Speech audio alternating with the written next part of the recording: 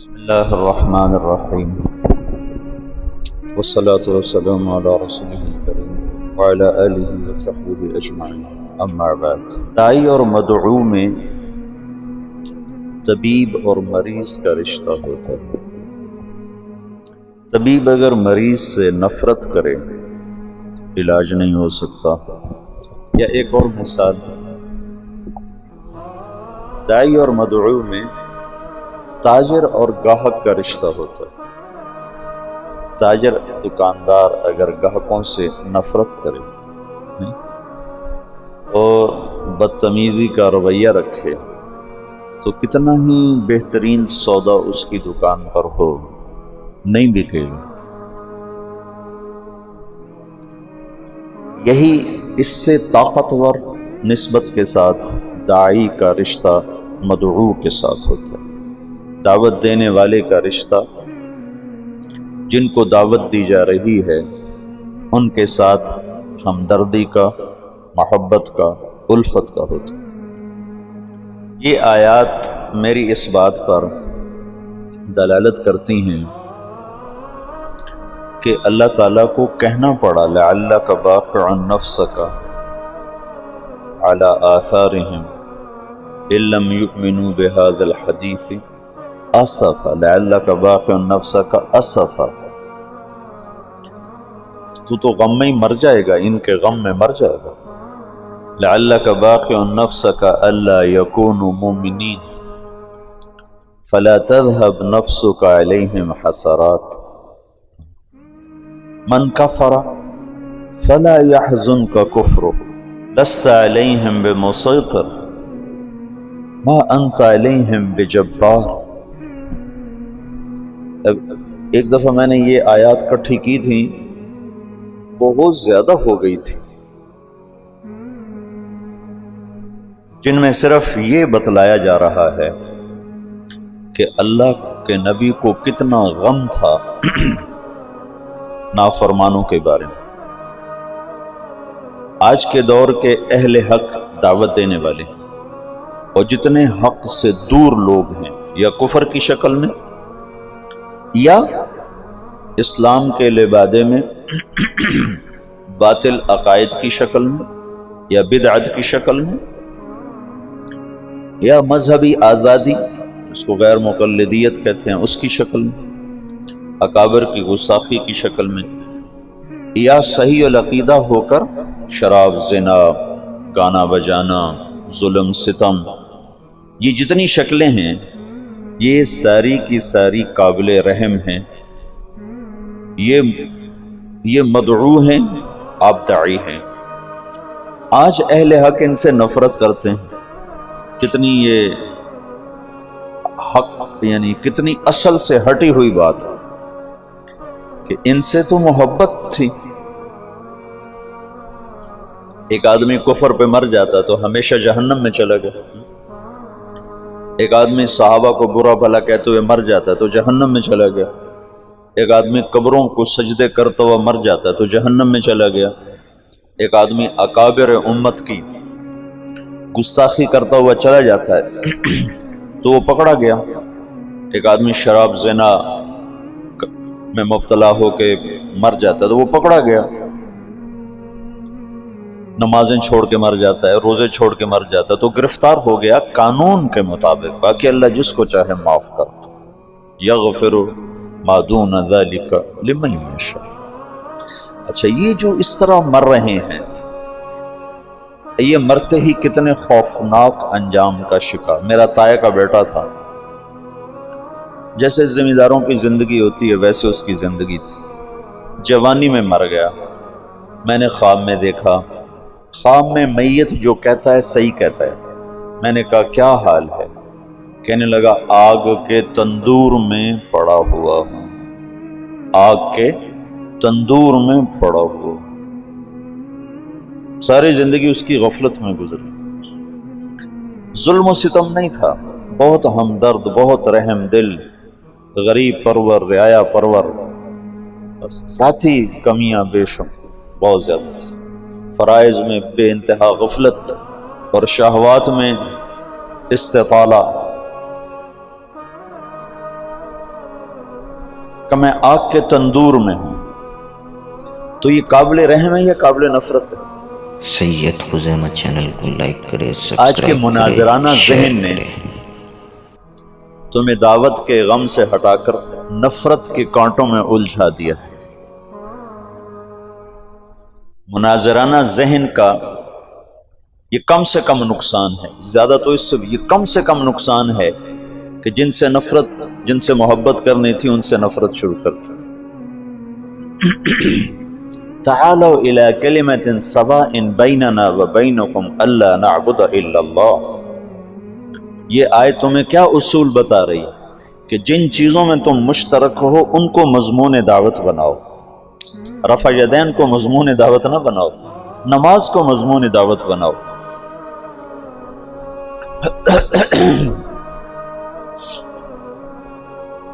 اور ان انتم الا بشر مثلنا، تو آگے نبی کہہ رہے ہیں ان نحن الا بشر مثلکم، کہ ٹکراؤ کی بات نہ کرو، جس چیز کو وہ مانتے ہیں تم اس کی بات کرو، وہاں سے اگلی بات تک تو تم پہنچ جاؤ گے، پہلے موقع پر ہی ان کی ٹھکرا دو تو تم نے ان کو اپنے سے دور کر دیا، متنفر کر دیا۔ داعی اور مدعو جتنے کفر ہیں کی شکلیں ہیں، جتنی باطل کی شکلیں ہیں، جتنے غلط عقائد کی شکلیں ہیں، جتنی ہوا نفس پرستی کی شکلیں ہیں، یہ سب وہ لوگ ہیں جنہیں تم نے دعوت دینی ہے۔ یہ مدعو، تم داعی، اور تم ان سے نفرت کرنے لگ جاؤ اور ان کو غلط کہنے پہ تل جاؤ۔ غلط کہنا وقت کی ضرورت ہے یا انہیں گمراہی سے نکالنا وقت کی ضرورت ہے؟ تم غلط ہو، تم غلط ہو، تم غلط ہو، تم شرابی ہو، تم شرابی ہو، اسے نہیں پتا میں شرابی ہوں۔ تم سود خور ہو، تم سود خور ہو، اسے معلوم نہیں میں سود خور ہوں، میں سود کھاتا ہوں۔ جھوٹے پر اللہ کی لعنت، سود کھانے والے پر اللہ کی لعنت، اور اس کو سنا رہے ہو تو تمہارے قریب کیسے آئے گا؟ اور نبی کا مضمون کیا ہے؟ لِتُخْرِجَ النَّاسَ مِنَ الظُّلُمَاتِ إِلَى النُّورِ،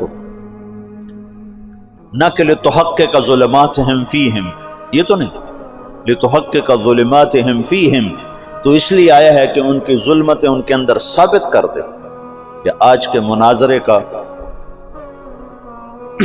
یہ نتیجہ ہے کہ مناظرہ نفرت پیدا کرتا ہے، اور داعی نفرت نہیں کرتا ہے، محبت کرتا ہے، اسے جہنم نظر آتی ہے، وہ جہنم سے بچانے کے لیے وقت کی ضرورتوں سے بے نیاز ہو جاتا ہے۔ یا قوم، یا ابت، یا ابت، یا ابت، کتنی التجا ہے ابراہیم علیہ السلام کی دعوت، یا ابت، یا ابت، یا قوم، یا قوم، یا قوم، یا معشر قریش، یا معشر قریش۔ چونکہ سیرت کا یہ پہلو امت نے بھلا دیا تھا کہ ہم دعوت دینے والے ہیں، دعوت دینے والے کو محبت ہوتی ہے نافرمانوں سے، کافروں سے ہمدردی ہوتی ہے کہ وہ انہیں جہنم سے نکالنا چاہتا ہے، اور تم انہیں جہنمی ثابت کرنا نہیں تم جہنمی ہو، نہیں تم گمراہ ہو۔ یہ کون سی عقل والی بات؟ موت اور اس کا جواب نہیں ہوتا، میں نے رات بھی بتایا تھا، سائل کا جواب ہوتا۔ دعوت دینے والے ایسی بات کرتا ہے کہ وہ پیٹھ پیچھے چھپ کر کہتے ہیں باتیں تو سچی کرتا ہے، ابو جہل جیسا کہہ رہا ہے سچا پر میں مانوں گا نہیں۔ کیا خوبصورت مضمون دعوت ہے کہ سب سے بڑا اعداء عدو الاسلام کہتا ہے سچا مانوں گا نہیں۔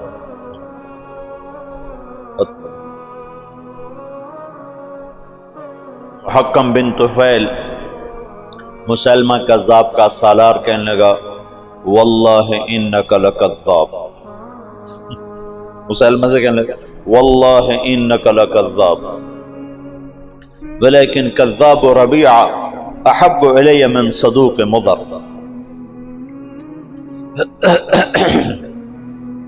جادو وہ ہوتا ہے جو سر چڑھ کے بولے. مناظرے کی زبان توہین کی ہے، اہانت کی ہے، تذلیل کی ہے، تحقیر کی ہے، استخفاف کی ہے، اور اس میں سے ایک چیز بھی دعوت کے ساتھ نہ جوڑ کھاتی ہے نہ اسلام کے ساتھ جوڑ کھاتی ہے. دعوت دینے والے کے اندر محبت ہوتی ہے، ہمدردی ہوتی ہے کہ یہ جہنم سے بچے. حج سے ہم مینا سے واپس آ رہے تھے. مینا سے 1999 کا میرا پہلا حج تھا. تو اس وقت کنکریاں جہاں مارتے تھے نا، پل کے ساتھ اترتے ہی نائی کھڑے ہوتے تھے، سر کے بال، کوئی داڑھی شیو کراتا تھا، سر کے بال منڈاتے ہیں، کوئی ویسے داڑھی ٹھیک کراتا. تو میں آگے تھا، میرے پیچھے میرے 3-4 ساتھی تھے پشاور کے، اکٹھے تھے. تو جب جو نیچے اترے ہیں تو ایک نوجوان سیالکوٹ کا، بعد میں تعارف ہوا سیالکوٹ کا، وہ سر کے بال اس کے صاف ہو گئے تھے اور داڑھی شیو کرانے لگا تھا. داڑھی تو یہاں نائی نے صابن لگایا تھا. وہ ایک نوجوان تھا راشد، بہت بڑا تاجر، کروڑوں پتی، جوانی میں تبلیغ میں لگا. اس نے جب دیکھا تو ایک دم جا کے اس کے پاؤں میں گر گیا، اس کے پاؤں پکڑ کے رونے لگا، کہنے لگا ابھی تیرے سارے گناہ معاف ہو چکے ہیں، یہ دوبارہ فوراً گناہ نہ کر، تیرے سارے معاف ہو چکے ہیں. جب آدمی عرفہ سے واپس لوٹتا ہے تو سارے معاف ہو گئے، تو تیرے سارے معاف ہو گئے، دوبارہ اپنے کافی کو کالا نہ کر. وہ ایسا رویا کہ وہ نوجوان خود رونے لگا. تو اس نے وہ تولیہ جو یہاں رکھا ہوا تھا نا، اس نے اس سے اپنا سارا صابن صاف کر دیا اور نائی سے کہنے لگا میرا خط بنا دو، آج کے بعد میری توبہ، میں داڑھی نہیں منڈاؤں. یہ داڑھی ہوتا ہے. تم بے وقوف مناظرانہ ذہن رکھتے ہو کہ ہم نے نیچا دکھانا ہے. نیچا دکھانا بھی کوئی حق ہے؟ اوروں کو عزت دینا سیکھو، پھر وہ تمہارے سامنے گر جائیں گے، خود ہی گر جائیں گے.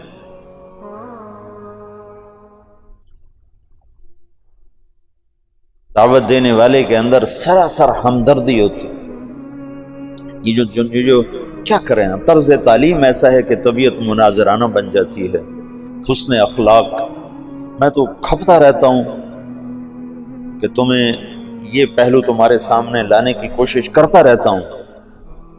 جو تم میں سنے گا، کرے گا، انشاءاللہ اس کا نفع اٹھائے گا. جو نہیں کرے گا، دنیا بھری پڑی ہے کانٹوں سے، ایک کانٹے کا اور اضافہ ہو جائے گا.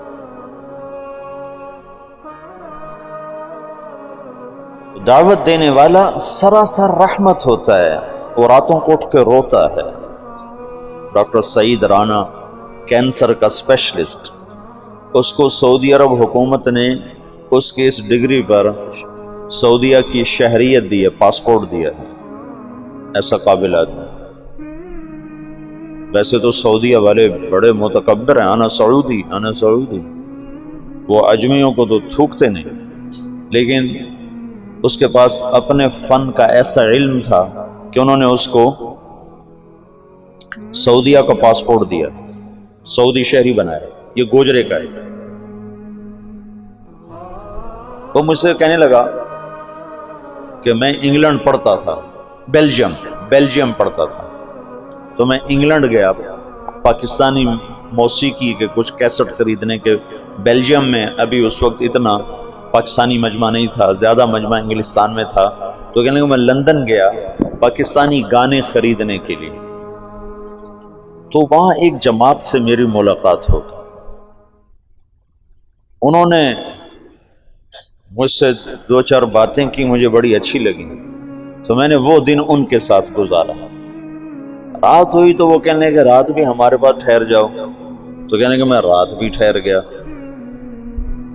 رات کو میری پچھلے پہر آنکھ کھلی تو میں نے دیکھا میرے بستر کے برابر ایک بوڑھا آدمی، وہ دعا میں رو رہا زاروں قطار اور کہہ رہا یا اللہ اس نوجوان کو ہدایت دے دے، یہ گانے خریدنے آیا ہے تو اسے دین کا داعی بنا دے.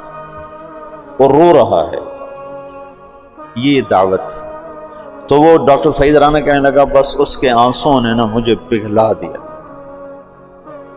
اور مجھے یہ خیال آیا کہ ایسے تو شاید میری ماں بھی نہ روتی ہو میرے لیے جیسے یہ میرے لیے رو رہا ہے، یہ کیوں رو رہا ہے؟ اور اس کے رونے پر میں نے وہیں توبہ کی، اور بجائے گانے خریدنے کے ان کے ساتھ میں نے 10 دن لگائے۔ پھر وہ دن آج کا دن وہ بندہ تبلیغ میں فنا فی تبلیغ، اب بھی سعودیہ میں مکہ میں رہتے ہیں۔ سید خزیمہ چینل کو لائک کرے، سبسکرائب کرے، دعوت شیئر دینے والا کرے۔ مدعو کے لیے غصے میں نہیں ہوتا، نفرت میں نہیں ہوتا، انتقام میں نہیں ہوتا، اسے عزت دیتا ہے، اس کو حقیر نہیں سمجھتا، اس کو گھٹیا نہیں سمجھتا، اس کو نیچے گرانے کے لیے جملے اور دلائل نہیں لاتا، بلکہ اس کو عزت دیتا ہے، اسے قریب کرنے کے لیے خود بچھ جاتا ہے۔ یہ دعوت سارے فتنوں کا توڑ ہے۔ میں سوچ رہا تھا کہ دعوت کیسے سارے فتنوں کا توڑ بنتی ہے۔ ایسی آج تمہارے پاس آنے سے پہلے نا تو مجھے خیال ہے جیسے روح جسم کے تمام حصوں کی زندگی کا سبب بن جاتی ہے۔ ہاتھ کے لیے کوئی الگ طاقت نہیں چاہیے، پاؤں کے لیے، آنکھوں کے لیے، دل کے لیے، دماغ کے لیے، کانوں کے لیے، سر کے لیے، بالوں کے لیے، زبان کے لیے، ہونٹوں کے لیے، دانتوں کے لیے، کمر کے لیے، مہروں کے لیے، پٹھوں کے لیے، پھیپھڑوں کے لیے، خون کے لیے ایک ہی طاقت ہے جس کا نام ہے روح۔ جب وہ اترتی ہے تو جسم کے تمام شعبے زندہ ہو جاتے ہیں، تمام شعبے، ہر شعبے کو زندہ کرنے کے لیے کوئی الگ نہیں ہے۔ پھر آگے اس کو باقی رکھنے کے لیے ہاتھ کو کی طاقت کو باقی رکھنے کے لیے الگ ایکسرسائز ہے، پاؤں کی طاقت کو باہر رکھنے کے لیے الگ ایکسرسائز ہے، کمر کی طاقت کو باہر رکھنے کے لیے الگ ایکسرسائز ہے، لیکن صرف روح اکیلی جسم کے تمام شعبوں کو جیسے زندہ کر دیتی ہے، ایسے ہی دعوت اللہ دین کے زندگی کے تمام شعبوں کو تنہا زندہ کر دیتے ہیں۔ پھر ان کو باقی رکھنے کے لیے آگے محنتیں ہیں، لیکن زندگانی کے لیے اکیلی دعوت کافی۔ اور یہ عیسیٰ علیہ السلام تک ہوتا چلا آیا کہ دائی اکیلا ہوتا تھا اور کوئی ہاتھ میں تلوار نہیں، طاقت نہیں۔ اول من قاتل فی سبیل اللہ یوشع، پہلا شخص، پہلا نبی جس نے قتال کیا وہ یوشع علیہ السلام۔ موسیٰ علیہ السلام تک کسی نبی نے تلوار نہیں اٹھائی، بغیر تلوار کے اللہ تعالیٰ اہل باطل کو صفایا کر دیتا تھا۔ اور فرعون جیسا طاقتور آدمی جو کہتا ہے انا ربکم الاعلی، میں سب سے بڑا رب ہوں، میں سب سے بڑا رب ہوں، اس کا جسم آج بھی سلامت، شاید میں نے پہلے بھی بتایا، اس کے جسم پر گوشت تازہ چڑھتا رہتا ہے۔ میں نے مصر کے اہراموں سے جو نکلی ہیں لاشیں وہ دیکھی لندن کے عجائب گھر میں، تو وہ پٹیوں میں بند ہیں، اور بعضوں کی انہوں نے اوپر سے پٹیاں اتار دی ہیں دکھانے کے لیے، تو شیشے کے بڑے بڑے بکسے ہیں، ان کے اندر وہ لاشیں پڑی ہیں، ان کی کھالیں چٹک گئی ہیں، کھال چٹک گئی ہے لیکن ہے سلامت، اور ہڈیاں اس میں سے نمایاں نظر آتی ہیں، چہرے کی کھال ایسے چٹکی ہوئی ہے، لیکن فرعون کی ساری لاش تر و تازہ ہے، اس پر تازہ گوشت پیدا ہوتا رہتا ہے، چڑھتا رہتا ہے، ہر سال اس پہ نیا گوشت چڑھتا ہے، اور اس کے چہرے پر بھی، گردن پر بھی، اس کے سر کے بال بالکل تر و تازہ۔ پھر انہوں نے وہاں جب وہ زیادہ ہو جاتا ہے تو وہیں چوہے رکھے ہوئے ہیں، چوہے جو اس پہ چھوڑے جاتے ہیں، ہر سال 15 مارچ کو اس کی لاش کو نکالا جاتا ہے اور اس پر چوہوں کو چھوڑا جاتا ہے جو اس کو اوپر سے سارا گوشت نوچ لیتے ہیں جو ضرورت سے زیادہ ہوتا ہے، باقی کو پھر وہ دوائیاں لگا کر اور خوشبوئیں لگا کر اور کپڑے میں بند کر کے پھر اس میں ڈال دیتے ہیں۔ اس کے جسم پر موت کے آثار نہیں آئے۔ فَالْيَوْمَ نُنَجِّيكَ بِبَدَنِكَ لِتَكُونَ لِمَنْ خَلْفَكَ آیَةً، میں تیرے بدن کو نجات دے دوں گا، دیتا رہوں گا، باب تفیل ہے نا کہ مسلسل تیرا جسم زندہ ہوتا رہے گا، جسم زندہ ہوتا رہے گا۔ تو جسم کے جو ہاتھ سلامت ہیں، ناخن سلامت ہیں۔ تو فرعون جس نے کہا میں رب ہوں، اس کو زیر کرنے کے لیے بھی صرف ایک موسیٰ گئے تھے اپنے بھائی ہارون کے ساتھ، کوئی لاؤ لشکر لے کر نہیں گئے تھے۔ دعوت اتنی طاقتور چیز ہے کہ دعوت دینے والا خود کہہ رہا ہے انی اخاف ان یقتلون، یا اللہ مار دیں گے مجھے، اور آگے اللہ تعالیٰ کہہ رہے ہیں میں جو ساتھ ہوں، میرے ہوتے ہوئے بھلا ہو سکتا، اننی معکما اسمع و ارا، جاؤ جاؤ میں تمہارے ساتھ ہوں، کچھ نہیں کر سکتا۔ تو عیسیٰ علیہ السلام تک آپ دیکھو کہ ہر داعی اکیلا آیا اور سامنے ایک ٹھاٹھے مارتا ہوا انسانوں کا سمندر ہے، لیکن نبی کی بات غالب آئی اور اللہ نے نہ ماننے والوں کو پکڑا۔ منہم من اخذتہ الصیحہ منہم من ارسلنا علیہ حاصبا منہم من خسفنا بہ الارض ومنہم من اغرقنا۔ یہ اللہ تعالیٰ نے اپنی پوری تاریخ کو 4 جملوں میں بیان کر دیا کہ دعوت کے مقابلے میں باطل جتنی بڑی شکل میں آیا ٹوٹ گیا، لیکن موسیٰ علیہ السلام پر جب تورات اتری تو اللہ کا جو غیبی نظام تھا اچانک پورے باطل کی پکڑ کا وہ اللہ نے اٹھا دیا اور اہل ایمان کو سامنے کھڑا کر دیا۔ موسیٰ علیہ السلام تلوار اٹھا رہے ہیں، داؤد علیہ السلام تلوار اٹھا رہے ہیں، رسول اللہ صلی اللہ تعالی وسلم کی برکت سے آپ سارے عالم کے لیے رحمت بن کر آئے، سارے انسانوں کے لیے رحمت بن کر آئے، تو اللہ نے مسخ ہونا اٹھا دیا، بندر بن جاؤ، خنزیر بن جاؤ، پہلے اللہ نے بنا دیے۔ انزل علینا مائدۃ من السماء، اللہم ربنا انزل علینا مائدۃ من السماء، آسمان سے دسترخوان اتارنے کی عیسیٰ علیہ السلام کی قوم نے شرط رکھی، اللہ نے دسترخوان اتارا، جب وہ نہیں مانے تو اللہ نے کھڑے کھڑے خنزیر بنا دیا، اور مچھلی کھانے پر سوتوں کو بندر بنا دیا۔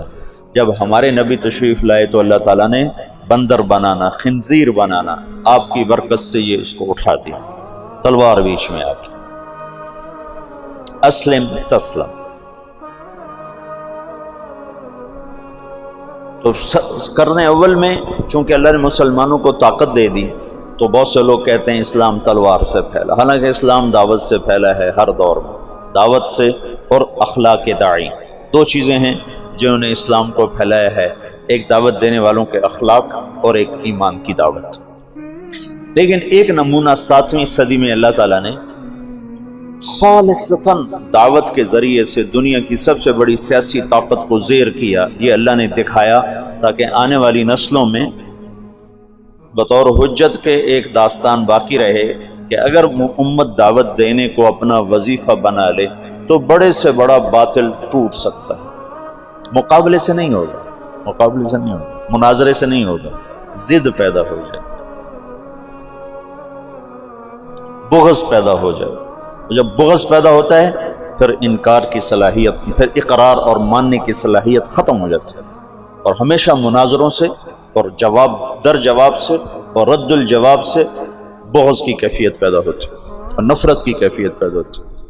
تم ہارنا سیکھو، ہارنا، جی آپ جیت گئے میں ہار گیا، تو تمہیں کوئی ہرا نہیں سکتا۔